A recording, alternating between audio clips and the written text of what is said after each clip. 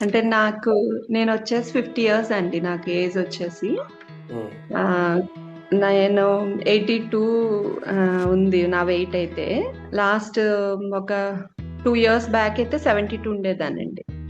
ఆ తర్వాత నాకు నీ ఇదేంటి యాంకిల్ పెయిన్ వచ్చిందనమాట. వస్తే స ఎవరో సజెస్ట్ చేశారు. పాలు పుచ్చుకుంటే కొంచెం అది తగ్గుతుంది, కాల్షియం తగ్గుంటుంది అని చెప్తే, సరే అని చెప్పి పాలు పుచ్చుకున్నాక బాగా వెయిట్ పుట్టాన్ అయిపోయానండి.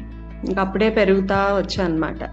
ఇంకా దాంతో స్టాప్ చేస్తాను. ఒక 6 మంత్స్ పాలు పుచ్చుకున్నాక 82 క్రాస్ అయ్యాక భయమేసింది. అమ్మో! ఎలాగా తగ్గే ఇది లేదు అని.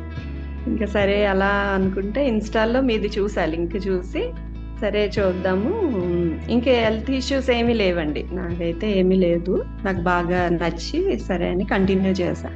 చేసిన 1 మంత్‌కి నాకు రిజల్ట్ తెలిసింది. అది చేసిన దగ్గర నుంచి నాకు వెయిట్ లాస్ అయితే నేను అవుతూ వచ్చాననమాట. 6 కేజెస్ తగ్గానండి. అప్పుడు నేను 76 ఉన్నాను. ఇంక అసలు ఏమీ లేదు. బావుంది చక్కగా. బాడీ కూడా లైట్ అయ్యి బావుంది. Okay. Thank you sir. Bye.